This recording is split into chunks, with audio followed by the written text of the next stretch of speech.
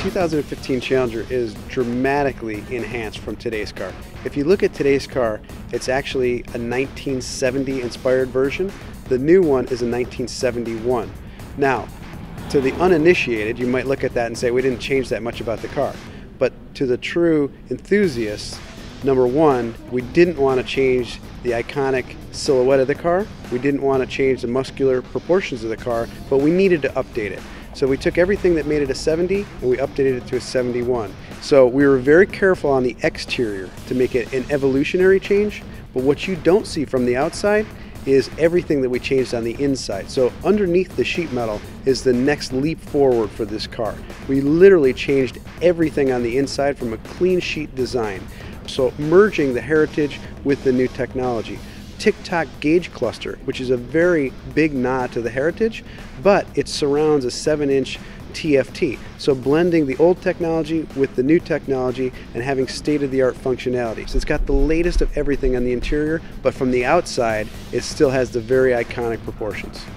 Heritage is absolutely critical to this car. This customer really identifies himself with the first generation muscle car. And we're actually bringing in two different customers. We're bringing in customers that remember the first generation car, and maybe they had it, maybe they didn't. Maybe they longed to have it at the time but couldn't get it, but now they can.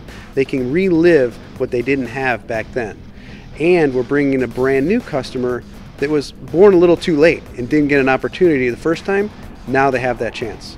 In addition to everything we've changed on the car, the evolutionary change on the outside, the changes that we made to the interior, the leapfrog in technology on the safety technology, we also didn't forget that it's a muscle car. So first and foremost, we had to upgrade the performance of the car. Now, back in the day, the first generation car, 80% of the people bought a manual transmission, 20% bought an automatic. And back then, a lot of the reason they did that was the automatic was not as fast as the manual. Well, today, 80% of the buyers buy an automatic and 20% buy the manual. The manual is still incredibly fun to drive, but the automatic, now with an 8-speed in every Challenger, is actually faster than the manual. I have the luxury of being able to drive both, and I will tell you, these new cars are far superior to the old cars, and you can only say that if you own one.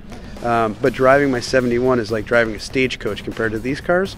The performance of the new cars is amazing. Doesn't mean I'm going to get rid of the old one. I love the old one.